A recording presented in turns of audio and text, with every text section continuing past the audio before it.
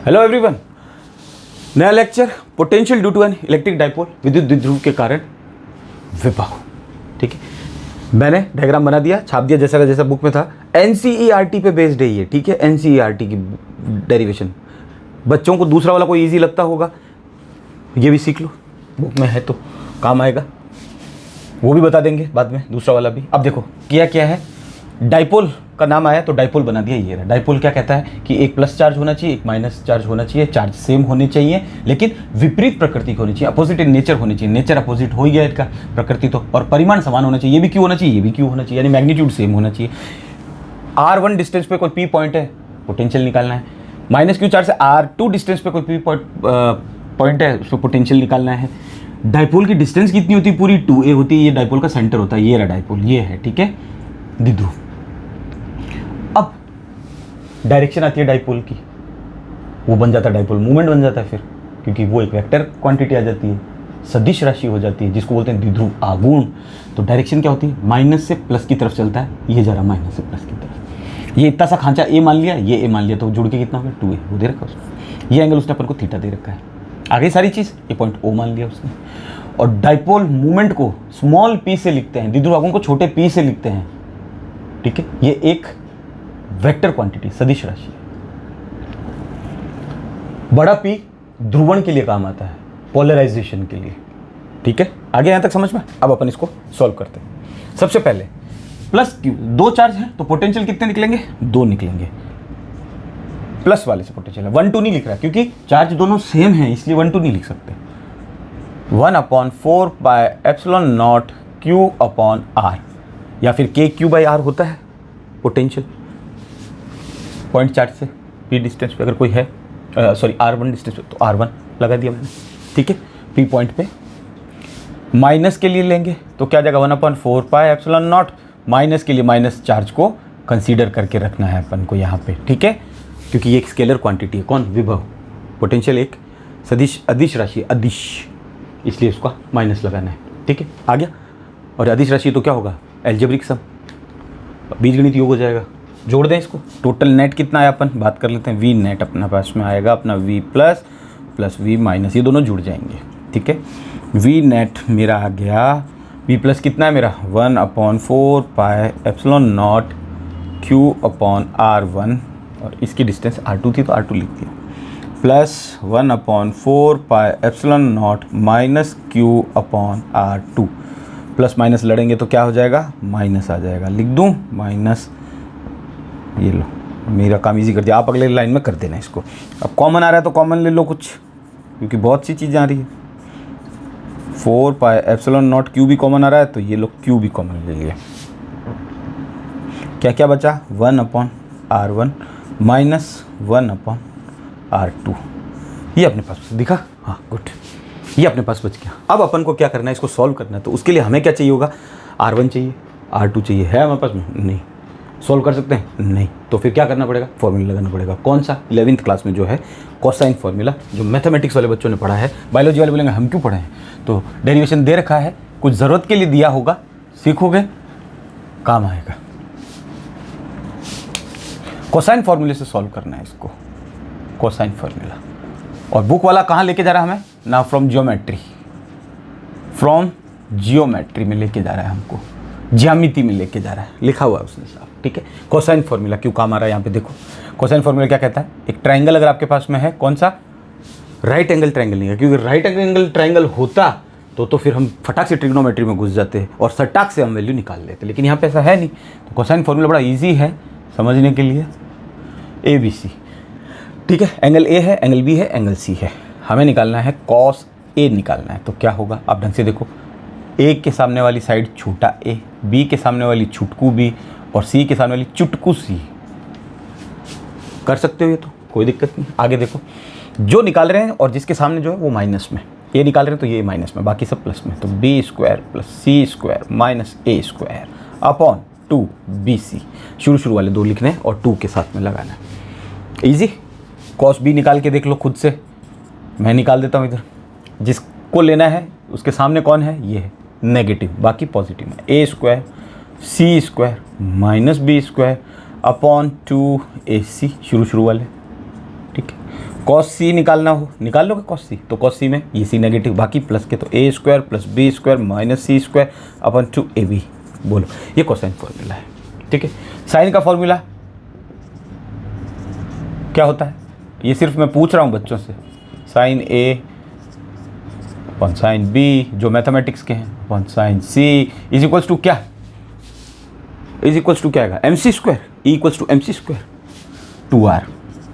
क्या होती है रेडियस, कैसे निकलता था याद करो, ये पॉइंट होते थे 3, इसको कोई एक सर्कल तीनों पॉइंट को टच करके निकलता था वृत्त, मैथमेटिक्स वाले याद आ रहा है, इसलिए रेडियस 2r। ये नहीं लगाना है यहाँ पे, सिर्फ ये लगाना है, ठीक है। इसको छाप लो, फिर मैं इसको मिटा देता हूँ। ये साइन फॉर्मूला है, ये काम नहीं आएगा, ये काम आएगा, 11th क्लास में है, मैथमेटिक्स वाले बच्चों ने पढ़ा है, ठीक है। इनको ऐसे याद किया करो कि इसे लिखा हुआ है।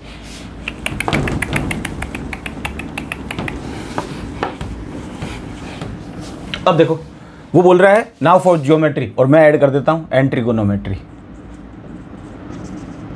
क्योंकि cos थीटा और sin थीटा आ गए, ठीक है। कोसाइन फॉर्मूला बहुत इजी है, निकालते हैं। इस ट्रायंगल को लो, छोटे वाले को, टिंग टिंग टिंग टिंग, निकाले cos थीटा, थीटा कहाँ, ये रहा, जो थीटा के सामने होता है वो क्या आ जाएगा, नेगेटिव, बाकी ये दोनों पॉजिटिव, तो आर स्क्वायर प्लस ये ए स्क्वायर माइनस R1 का स्क्वायर अपॉन 2AR, शुरू वाले।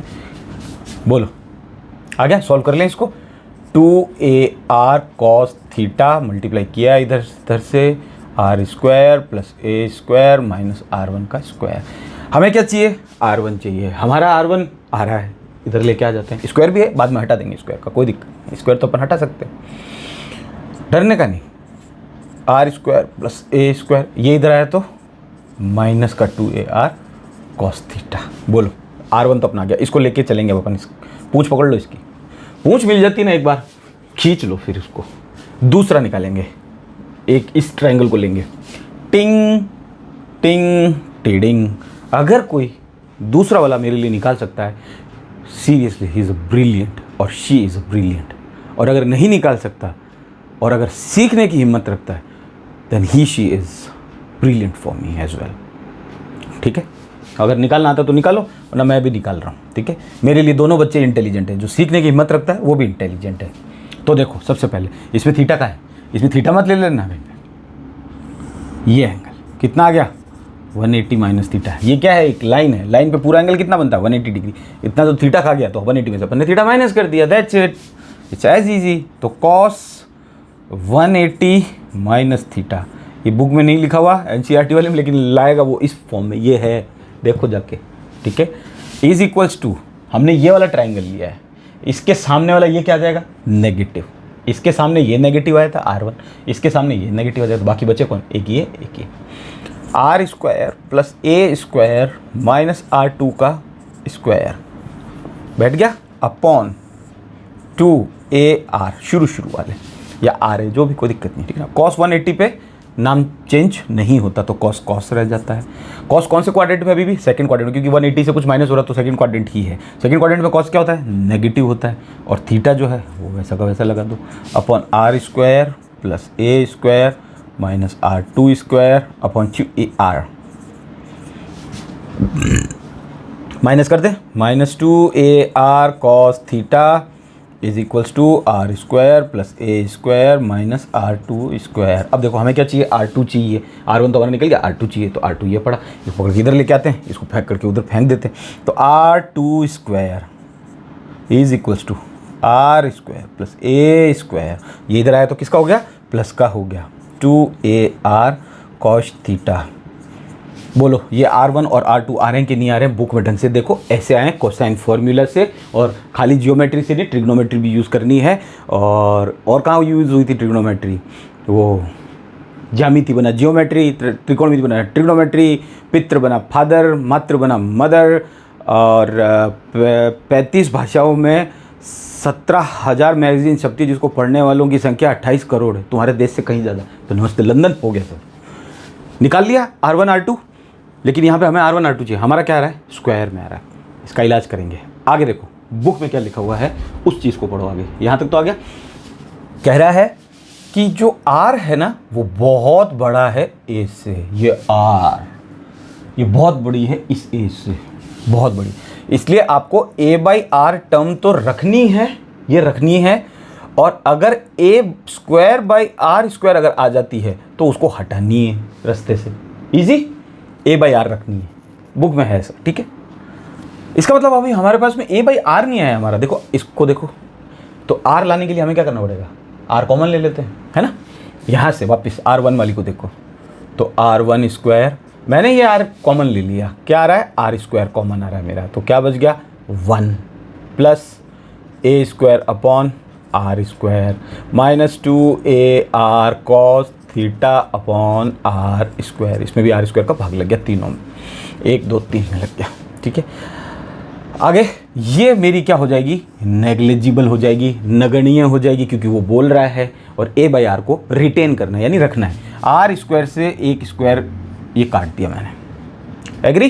क्या क्या बचा लिख लेते हैं अच्छा सा, 1 का square upon R square bracket में 1 minus 2a cos theta upon में आर। आर यू रेडी, ठीक है। ये हमारे पास में R1 आ गया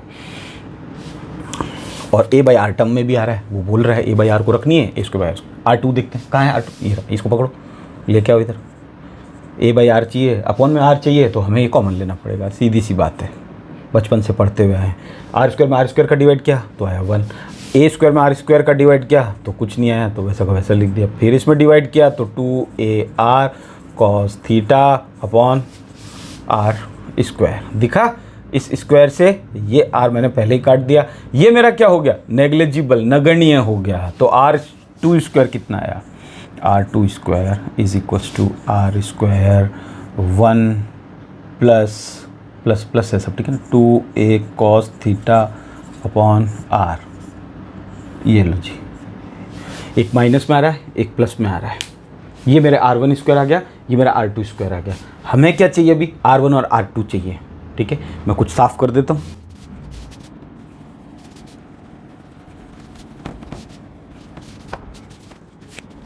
अब देखो R1 और R2 यहां से लो, हमें क्या चाहिए, R1 चाहिए, तो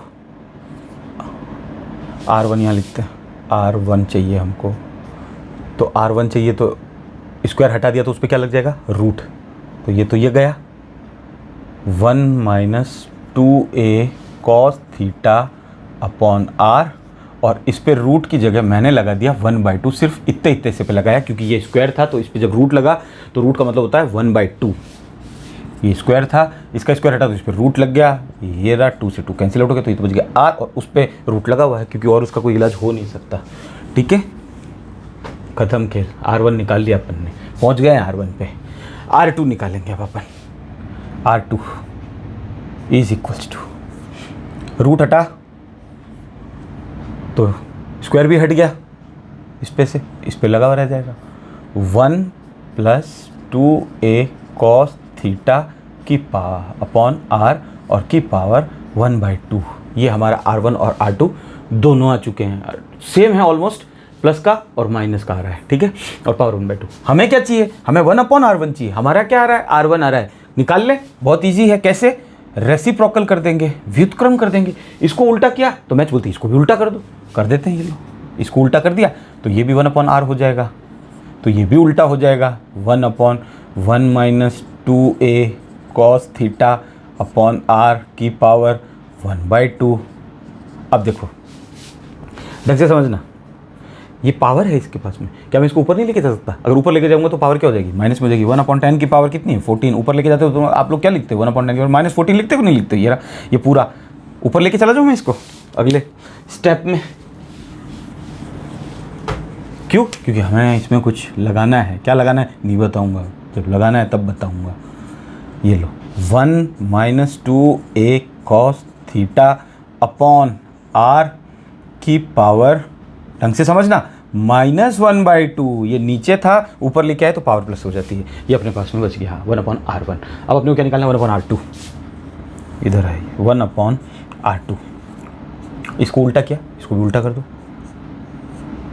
चमगादड़ बना दो इसको। चमगादड़ उल्टी लटक, उल्लू लटकता है उल्टा।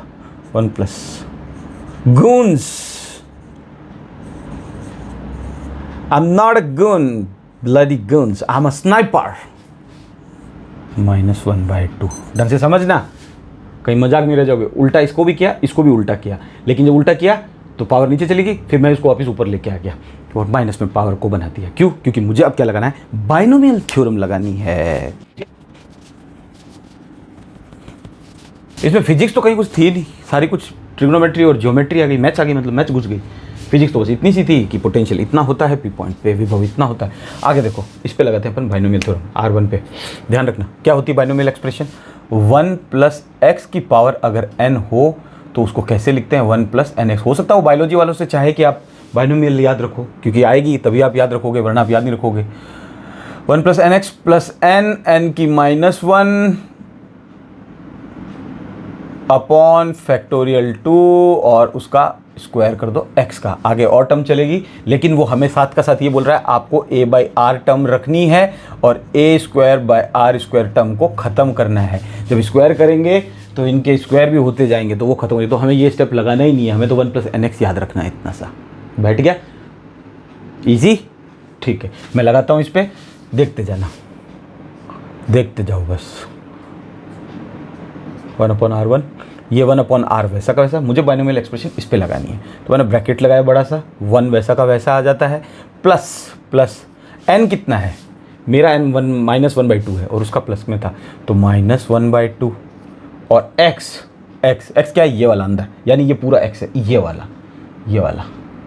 ये 1 + x के लिए अपन 1 - x के लिए बाइनोमियल लगा रहे हैं, कोई दिक्कत नहीं। तो ये x है अपना, कितना है, 2a cos θ/r। ये अपनी बाइनोमियल लग गई, इतनी सी, आगे नहीं लगानी क्योंकि a²/r² की टर्म आ जाएगी जो अपन को नेग्लिजिबल माननी है। 2 से 2 को इलाज कर दिया, इसको और सॉल्व कर लेते हैं, अच्छा सा लिख लेते हैं, 1/r 1 ±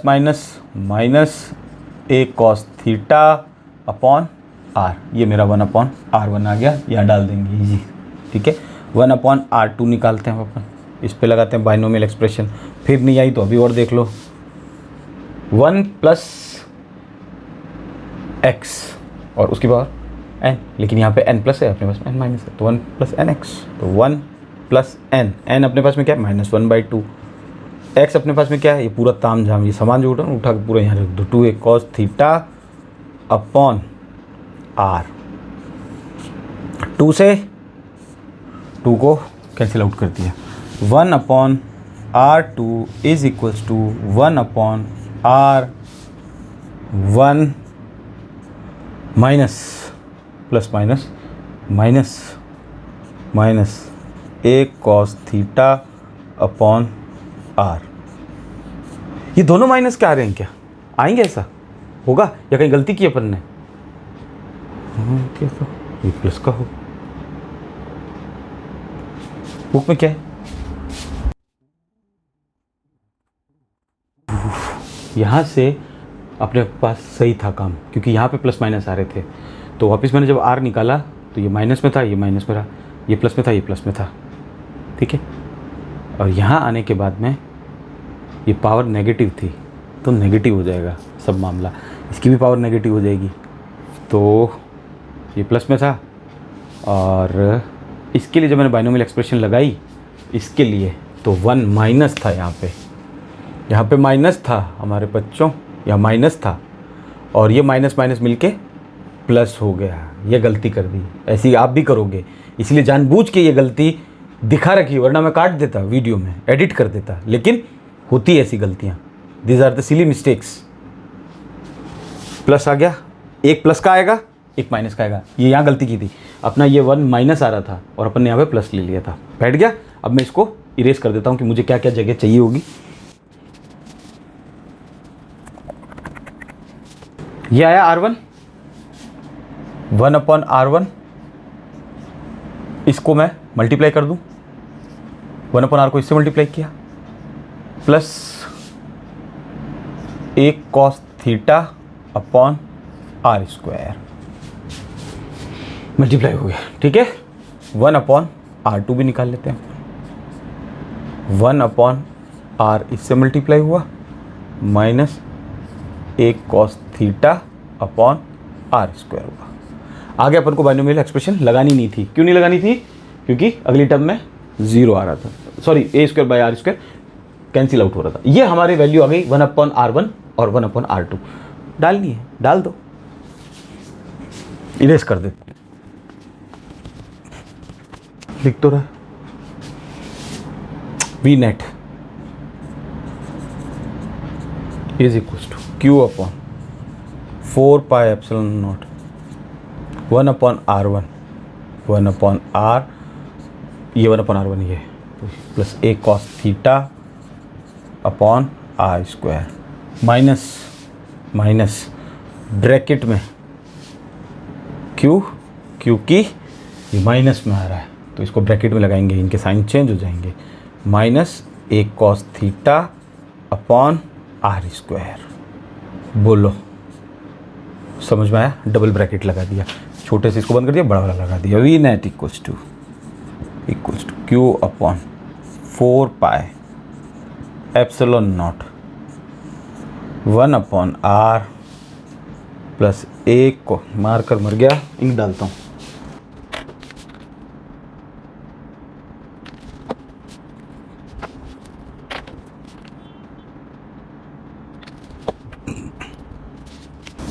A cos theta upon are square minus 1/r, और ये माइनस माइनस मिलके ये क्या हो जाएगा? प्लस हो जाएगा। तो a cos theta upon are square, ये पूरा 1/r से 1/r कैंसिल आउट हो गया, प्लस माइनस के थे। तो V net is equals to q upon 4πε0 r square हमने एलसीएम ले लिया, तो ये रहा आर स्क्वायर, क्या आ गया? ए cos theta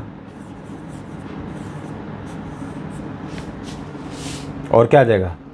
A cos theta plus a cos theta क्या हो जाएगा? 2a cos theta. समझ तो रहे हो एलसीएम को?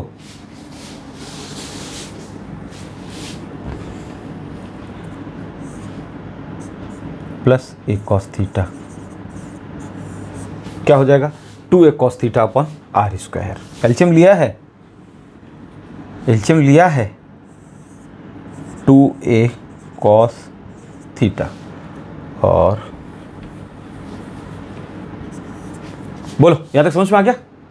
कोई प्रॉब्लम नहीं। एलसीएम लिया आर स्क्वायर डिवाइड किया तो 1, और ये same to same, plus R square 1, तो ये सेम टू सेम, और ए कॉस थीटा जुड़ के 2a कॉस थीटा हो गया। बोलो अब आगे देखो, डाइपोल दिया है तो डाइपोल का भी कुछ करना पड़ेगा। डाइपोल का मतलब क्या होता है? द्विध्रुव आघूर्ण का मतलब Q2a, ये फॉर्मूला होता है इसका, कहीं बन रहा है 2a और Q बन रहा है अपना, ठीक है। तो डाइपोल डाल देंगे क्योंकि डाइपोल का नाम है द्विध्रुव का। तो वी नेट कितना आया हमारा? इज इक्वल्स टू क्यू नहीं 1/4πε0 2a और Q मिलके क्या हो रहा है? स्मॉल p, और ये एक वेक्टर होती है सदिश राशि, और क्या आ रहा है? कॉस थीटा, और क्या आ रहा है? स्क्वायर, लगा दो स्क्वायर। बोलो यहाँ तक हो गया? ये अपना आंसर आ चुका है। वेक्टर वैसे लगाने की जरूरत नहीं। अब मैं इसको इरेज करता हूँ, हटा दो, कोई दिक्कत नहीं। अब देखो देखिए, समझना मेरी बात को। आगे उसने क्या क्या तामझाम किए वो मैं समझा देता हूँ। सबसे पहले किसी के भी ऊपर अगर आप टोपी पहना देते हो ना, ए के ऊपर टोपी पहना दी, बी के ऊपर टोपी पहना दी, निशा किसी का नाम हो, टोपी पहना दी निशा को, सुमित किसी का नाम हो, सुमित को टोपी पहना दी, इन सब की वैल्यू कितनी होती है? 1 होती है। ये क्या होते हैं? यूनिट वेक्टर, एकांक सदिश होते हैं, इकाई सदिश होते हैं। यूनिट वेक्टर क्या दिखाता है? सिर्फ डायरेक्शन दिखाता है, ठीक है, दिशा दिखाता है और कुछ नहीं बताता, जिसकी वैल्यू कितनी होती है? 1 होती है। अब ये समझो एक चीज़ और साथ में, आपने छूट 11th में पढ़ा होगा, ए डॉट बी मिलके क्या होता है? A b cos theta. P dot R आ जाए तो पी आर कॉस थीटा। बिंदु गुणनफल है, डॉट प्रोडक्ट है, पढ़ा होगा ये तो, ठीक है। ये डॉट, अब ढंग से समझना, बहुत ही इजी चीज़ है। पी आ रहा है, कॉस थीटा भी आ रहा है, पी आ रहा है, कॉस थीटा भी आ रहा है, लेकिन ये नहीं आ रहा, तो इसको मैं क्या ऐसे नहीं लिख सकता? P dot 1 P1 cos theta is equals to P cos theta, है ना। तो 1 आ रहा है, ये 1 अभी भी चल रहा है, ये लो पीछे लगा देते हैं 1 को, ये लो 1 को चल रहा है। और 1 को हम टोपी पहना सकते हैं, ये हमने पढ़ा, ये 1 को हम टोपी पहना सकते हैं। 1 की वैल्यू क्या होती है, किसी को भी टोपी पहना दो, निशा को पहना दिया, आरती को पहना दिया, बलवंत को पहना दिया, सुरेश को पहना दिया, रमेश को पहना दिया, टोपी किसी को भी पहना दो। तो मैं ऐसे लिख सकता हूँ P cos थीटा, और ये टोपी पे मैंने कोई भी किसी के भी ऊपर, R के ऊपर, P के ऊपर, T के ऊपर, आपकी बुक में जो लिखा हुआ है वो लिख देना, क्या X लिखा है या क्या लिखा है देखते हैं अभी, ठीक है ना। तो P R टोपी cos थीटा, समझ में आ गया, ईजी सी चीज़ है, कुछ भी नहीं है। तो cos थीटा तो हमारा आ रहा है, हमें ये पता है हमारा आ रहा है, तो हमें दूसरा वाला क्या लेना पड़ेगा, 1 लेना पड़ेगा। तो V net is equals to, ये चीज़ें तो पढ़ के आए हैं हम लोग, तो उसने कैसे लिखा हुआ है इसको, P डॉट आर टोपी, P cos थीटा को उसने, P cos थीटा को उसने लिखा हुआ है P डॉट आर टोपी, ठीक है, ये उसने लिखा है। कैसे लिखा है, ऐसे आया, समझ में आ गया होगा।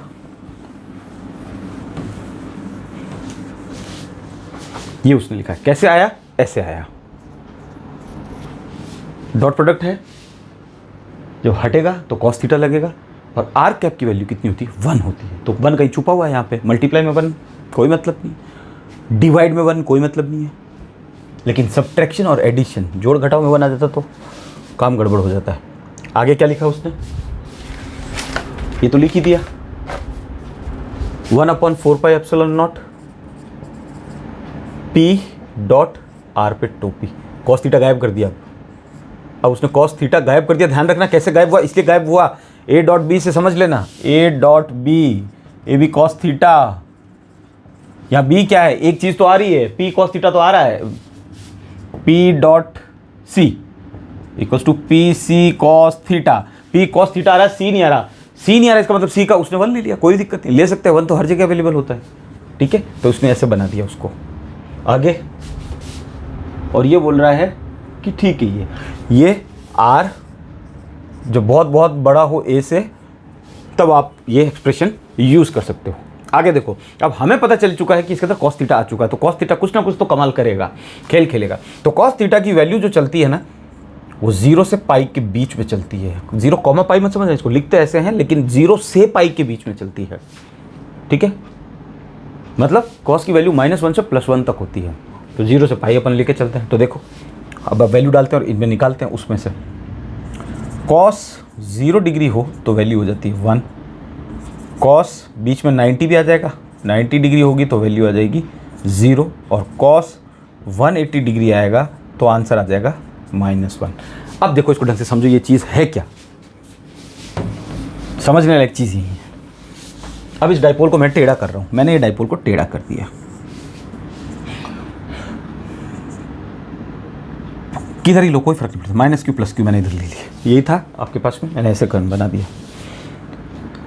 ये बीच में एक O पॉइंट आ रहा है, ये O क्या है, O पॉइंट, ये R थीटा है, ये वाली बीच वाली जो है ना, ये R थीटा है, ये R थीटा है, R कॉमा थीटा। कैसे, R क्या है, R चलेगी सेंटीमीटर मीटर जो भी है, उसने बोला कि R बराबर 5 सेंटीमीटर और थीटा इक्वल्स टू 30 डिग्री। तो अपन इस पूरे डाइपोल पे निकाल सकते हैं एक ही से। कैसे, देखो R मैंने 5 सेंटीमीटर ले ली और थीटा मैंने 30 डिग्री ले लिया, ये ले लिया, उसने वैल्यू चेंज कर दी, बोला R इक्वल्स टू 10 सेंटीमीटर ले लो और थीटा इक्वल्स टू 60 डिग्री ले लो। अब देखना 10 सेंटीमीटर इससे बड़ी हो जाएगी और 60 डिग्री 60 क्यों लूँ, थोड़ा ज़्यादा लेता हूँ, 90 डिग्री ले लेते हैं, ठीक है ना, 90 डिग्री लेते हैं। अब ढंग से समझना, 90 बिल्कुल बीचों बीच होता है और 10 सेंटीमीटर इस 5 से लंबी हो जाएगी, तो ये कर दिया हमने, ये 90 हो गया पूरा, ये 90। वो बोल रहा है कि नहीं, R आप लो 2 सेंटीमीटर और थीटा ले लो 120 डिग्री, ठीक है।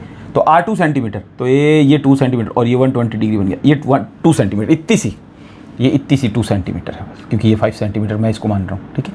यानी R थीटा अपना चले जा रहा है, ये रहा R, और थीटा यहाँ आ गया, बीच में फंस गया, बैठ गया वैल्यू। इसका मतलब अपन इसको कहीं भी घुमा सकते हैं और कितनी दूरी पे ले सकते हैं, डिस्टेंस उसने लिखी है, साफ ढंग से समझना कि ये P पॉइंट और अगर आगे कर दे तो क्या होगा, कोई फर्क नहीं पड़ेगा, कोई फर्क नहीं पड़ेगा, कोई फर्क नहीं पड़ेगा, ठीक है ना। मैंने अपने यहाँ पे एंगल आ चुका cos थीटा, ये रहा P पॉइंट, ये थोड़ा सा पीछे लाएं, आगे लाएं, तो लिखा हुआ है बुक के अंदर। अब वो बोल रहा है कि आर आप ले लो 7 सेंटीमीटर और थीटा ले लो ऑलमोस्ट 160 डिग्री। तो देखो आर 7 सेंटीमीटर लेनी है और 160, 180 तो इधर ही हो गया, 160 मैंने ये बना दिया, और 7 सेंटीमीटर लेनी तो इससे बड़ी हो जाएगी, 5 से भी बड़ी हो जाएगी, ये 7 सेंटीमीटर। ये डाइपोल पे निकले जा रहा है। ये आर क्या एक एक्सिस हो गया, डाइपोल की एक्सिस पे ही निकाल दिया। अब देखो थीटा 0 डिग्री होगा, तो जब थीटा 0 होता है तो क्या होता है, माइनस से प्लस चल रहा है और कॉस 0 डिग्री लेना है हमें, 0 डिग्री लेना है, तो 0 डिग्री इसी के ऊपर आ जाएगा। और आर वो हमें दे देगा कि भाई इतनी दूरी पे निकालो। तो हम एक्सियल पे निकालते थे, फर्स्ट चैप्टर में पढ़ा होगा आपने, इलेक्ट्रिक फील्ड अक्ष पे निकालते थे, डाइपोल के अक्ष पे इलेक्ट्रिक फील्ड निकालते थे। तो ऐसा चला जाता था, इक्वाटोरियल यानी विषुवत या निरक्ष, तब वो ऐसा आ जाता था, इसका भी पोटेंशियल, इसका भी पोटेंशियल, या इसका इलेक्ट्रिक फील्ड तो बीच में आ जाता था और ये आगे बढ़ा देते थे हम। लेकिन 0 डिग्री तो इधर ही आगे बढ़ेगी, 90 होता तो इधर बढ़ जाती, और 180 होगा तो इधर बढ़ जाएगी। तो अब ये कह रहा है इन 3 केस में क्या क्या होगा, इन 3 केस में। तो ये खेल खेला इसने, समझ में आ गया। इस गुच्छके को पकड़ के वो घुमा रहा अलग अलग एंगल पे, ये एंगल, ये एंगल, ये angle, 5 degree, 9 degree, 7 degree, 6 degree, सारा घुमा रहा है। और इस लाइन को लंबी भी करते जा रहा है, छोटी भी करते जा रहा है। ये 5, 10, कौन लाइन है, आर, ये आर है, ये रही, देखो ये लंबी छोटी हो रही है। 5 सेंटीमीटर बोला तो यहीं तक, 10 बोला तो यहाँ तक, 15 बोला तो मैंने यहाँ तक पहुँचा दिया, 3 बोलेगा तो मैं यहीं तक ले लूँगा। और फिर साथ में और देगा कि आर अगर 5 ले लो तो थीटा 30 लो, एक बार मानो तो 30 ले लिया, अपने 30 घुमा दिया, उसको बैठ गया। अब अपन इसका निकालते हैं अलग अलग एंगल पे। ये इंपॉर्टेंट है अपने लिए बस, ठीक है ना, ये इंपॉर्टेंट नहीं, ये इंपॉर्टेंट है। थीटा अगर 0 डिग्री होगा तो क्या होगा,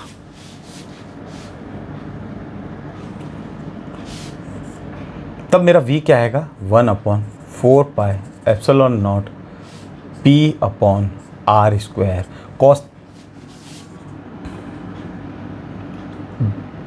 0 डिग्री पे 1 होता है, मुझे 0 डिग्री पे निकालना है, तब मेरी वैल्यू ये आ गई। तब वो क्या हो जाएगा, एक्सियल पे हो जाएगा। समझ में आया, ये मेरा डाइपोल और ये एक्सियल पे, ठीक है। यहीं पे ये एंगल तो 0 इधर ही बनेगा, ये -q, ये +q, डाइपोल भी इधर जा रहा है, मैं मान रहा हूँ ये भी इधर ही जा रहा है, मैं मान रहा हूँ ऐसा, ठीक है। तो ये क्या आ गया, आंसर ये आ जाएगा।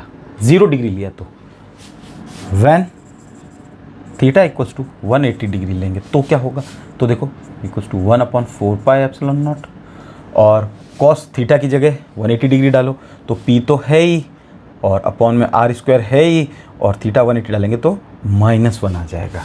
और cos 0 की वैल्यू 1 होती है, तो वो यहाँ पे लिख दो, शो कर दो। फालतू में फिर याद नहीं कर पाओगे, सीधा सा याद करो बस, 1 तो है ही, कोई दिक्कत नहीं है। p/r², वो एक्सियल पे ही है, अक्ष पे। ये इसकी डायरेक्शन में चला गया, अभी माइनस आ रहा है, तो इस माइनस को मैं आगे भेज देता हूँ, यहाँ से इसको भी इरेज कर देता हूँ। बोलो एग्री, कोई दिक्कत नहीं है। अब हमें निकालना है थीटा इक्वल्स टू 90 डिग्री पे होगा डाइपोल पे, उसकी किसी की जिसका हम निकाल रहे हैं पोटेंशियल पी पॉइंट, कोई पी पॉइंट जो है ना, ये बिल्कुल 90 डिग्री पे है। अब ये पी पॉइंट, पहले पी पॉइंट कितने पे था, पी पॉइंट इधर ही था 0 डिग्री पे, फिर पी पॉइंट कितने पे आया 180 डिग्री पे, इधर चला गया पी पॉइंट को। इस लाइन को हमने ऐसे कभी इधर सुला दिया, कभी इधर सुला दिया, अब खड़ा कर दिया। अभी कितने पे आ गया, थीटा इक्वल्स टू 90 डिग्री पे। वी देखो क्या आएगा, तो 1/4 पाई एप्सिलॉन नॉट, पी तो पी है ही, और कॉस 90 की वैल्यू कितनी होती है, कॉस 90 डिग्री पे हो जाता है 0, तो अपॉन r² और मल्टीप्लाई में 0, तो ये पूरा ही क्या हो गया, 0 हो गया। जब परपेंडिकुलर होगा डाइपोल के, कोई चीज़ परपेंडिकुलर होगी, अगर पोटेंशियल निकालना 90 डिग्री पे तो 0 आएगा। इसका मतलब पोटेंशियल 0 होता है, हमने पहले पढ़ा था, पोटेंशियल प्लस भी होता है, पोटेंशियल माइनस भी होता है, पोटेंशियल 0 भी होता है, विवो प्लस भी, माइनस भी और 0 भी। यहाँ से हमें पता चल गया। तो कितना आ गया, v इक्वल्स टू 0 आएगा। कब आएगा, जब थीटा इक्वल्स टू 90 होगा। एक चीज़ तो हमारे लिए आ गई, यानी डाइपोल किस किस चीज़ पर डिपेंड करता है, या ये क्या नाम है, पोटेंशियल विभव किस किस चीज़ पर डिपेंड करता है, r पे डिपेंड करता है, दूरी है, अगर दूरी ज़्यादा हुई तो पोटेंशियल कम हो जाएगा, क्योंकि स्क्वायर नीचे चल रहा है, इन्वर्स चल रहा है, व्युत्क्रम, ठीक है। और किस पे डिपेंड करता है, पी पे डिपेंड करता है डाइपोल पे, और किस पे डिपेंड कर रहा है, कॉस थीटा पे डिपेंड कर रहा है। खाली ऐसा नहीं कि पी और r² लिख के आ जाओ, ठीक है। cos थीटा भी लिख के आना है। तो ये 3 कंडीशन बन गई, ये तीनों बहुत इंपॉर्टेंट है। अब एक इजी मेथड भी है, उसको भी अपन कर लेंगे, कोई दिक्कत नहीं है, लेकिन ये एनसीईआरटी का एक्सक्लूसिव था आपके लिए, इसलिए ये अब इन दोनों के लिए क्या लिख रहा है ढंग से देखना। इन दोनों के लिए ये लिख रहा है कि इन दोनों का मिक्स कर दिया उसने। ये बोला है कि v equals two plus minus आप लिख दो, एक के लिए प्लस भी आ रहा है, एक के लिए माइनस भी आ रहा है, और बाकी वैल्यू सब सेम आ रही है, 1/4 पाई एप्सिलॉन नॉट और p/r²। ये p क्या है? एक डाइपोल, ठीक है। और इसमें क्या बचा है? इक्वाटोरियल प्लेन बन गया अपना। ये इक्वाटोरियल होता है, विषुवत रेखा या निरक्ष रेखा। यहां पे डाइपोल कितना आएगा? 0 आएगा, ठीक है। यानी डाइपोल पे ढंग से समझना। अब आगे बहुत से कॉन्सेप्ट बनेंगे। अगर वो कभी आपसे ये पूछे कि अगर इफ इलेक्ट्रिक फील्ड 0 है तो क्या होगा? v 0 होगा। इफ v 0 है तो क्या इलेक्ट्रिक फील्ड 0 होगा या नहीं होगा? समझ में आ रहा है? कई बार पूछते हैं ना कि इलेक्ट्रिक फील्ड 0 तो क्या होगा क्या नहीं होगा। बाकी सब छोड़ो, इसी को अपन देख लेते हैं। मेरा यहां पे इलेक्ट्रिक पोटेंशियल क्या आ रहा है? 0, विभव 0 आ रहा है। कहां पे? थीटा बराबर जब 90 डिग्री, जब r दूरी बिल्कुल 90 डिग्री पे आ जाएगी तो मेरा पोटेंशियल इसका भी आएगा पोटेंशियल, ठीक है ना। पोटेंशियल दोनों के आएंगे, लेकिन 90 डिग्री पे टकरा रहे हैं वहां जाके। तो मेरा क्या आ रहा है? 0 आ रहा है डाइपोल पे। डाइपोल पढ़ रहे हैं, ठीक है। डाइपोल पे पोटेंशियल अगर 90 डिग्री पे हो तो 0 होता है पोटेंशियल। लेकिन डाइपोल पे इलेक्ट्रिक फील्ड की बात करें तब भी 2 इलेक्ट्रिक फील्ड निकलते थे, एक एक्सियल पे अक्ष पे और दूसरे उसकी विषुवत रेखा पे इक्वाटोरियल प्लेन पे। तो देखो कैसे निकलते थे।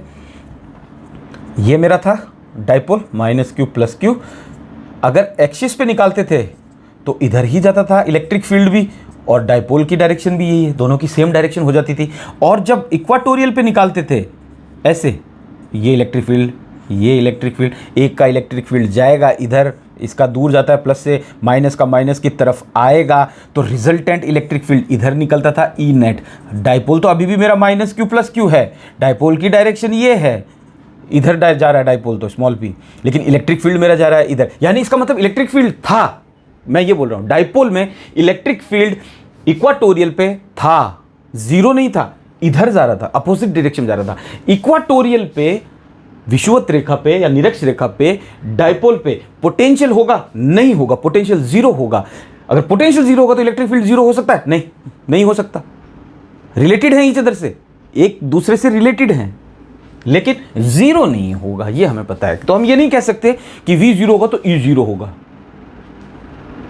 लॉजिक समझा चुके हैं इधर आपको। ये चीजें कॉन्सेप्ट बनाने की होती है, तो उससे पता चलता है कि डाइपोल, हमने पहले चैप्टर में पढ़ा है, हमें पता है कि डाइपोल की डायरेक्शन दोनों की सेम होती है। एक्सिस में जब बात कर रहा है, एक्सिस में अगर डाइपोल इधर जा रहा है माइनस से प्लस, द्विध्रुव आघूर्ण, तो इलेक्ट्रिक फील्ड भी उधर ही जाता है। अगर ये कर रहे हैं इक्वाटोरियल प्लेन वाला, इक्वाटोरियल विषुवत वाला 90 डिग्री पे है, तो क्या होगा? तो इलेक्ट्रिक फील्ड जा रहा है इधर, डाइपोल जा रहा है इधर, भले ही नेगेटिव हो पॉजिटिव हो कोई दिक्कत नहीं। E naught equals to 0 equatorial पे, इक्वाटोरियल परपेंडिकुलर बाइसेक्टर भी बोलते हो, परपेंडिकुलर बाइसेक्टर भी बोलते हैं कई इसको। बाइसेक्टर 2 टुकड़ों में तोड़ दिया, बराबर बाइसेक्टर हो गया। E जब E परपेंडिकुलर बाइसेक्टर पे 0 नहीं होता, लेकिन V 0 होता है। अब आगे ये कंसेप्ट बनते जाएंगे और वो पूछता जाएगा कि V 0 होता तो आप सोचोगे कि V E रिलेटेड है, आगे फॉर्मूला बनेगा V और E का, तो आप सोचोगे V 0 तो E 0, जब एक 0 दूसरा 0, ऐसा थोड़ी होता है, ठीक है। ये चीज़ इंपॉर्टेंट थी, अच्छे से पढ़ना। और सेम टू सेम एनसीईआरटी का बताया है, उसने बहुत सी चीज़ें बीच में स्किप की है। कोसाइन फॉर्मूला कोई बड़ी चीज़ नहीं है, वो बायोलॉजी वाले स्टूडेंट से भी चाहता है कि आप लोग ये चीज़ पढ़ो ताकि आपके बाइनोमियल थ्योरम काम आए। और कुछ सिली मिस्टेक्स जो मेरे से हुई है उसके लिए I am really very sorry. ध्यान पूरा रहता है, लेकिन बहुत अच्छा पढ़ाने के चक्कर में नहीं पढ़ाया मैंने, अच्छा मुझे पता है, लेकिन बहुत अच्छे के चक्कर में हम लोग कुछ प्लस माइनस की गलती कर देते हैं। वो एडिटिंग में कोशिश करेंगे कि नहीं भी रहे, और फिर भी एक बार उसको देखते हैं हम लोग और अच्छे से, ताकि आपको कोई प्रॉब्लम नहीं हो। समझ में आ रहा है? और वीडियो अगर पसंद आए तो थैंक यू उसके लिए। 1-2 बार करो इसको, अच्छे से समझ में आएगा। खुद से क्वेश्चन करो कि हाँ हमने डाइपोल पढ़ा था, इनमें दोनों की डायरेक्शन अपोजिट होती है। 2-4 पेज पलटोगे ना पीछे, बिल्कुल जहाँ फंसोगे वहाँ पे सीखने लग जाओगे, ठीक है। मिलते हैं जल्दी दूसरे वीडियो पे, तब तक के लिए गुड बाय।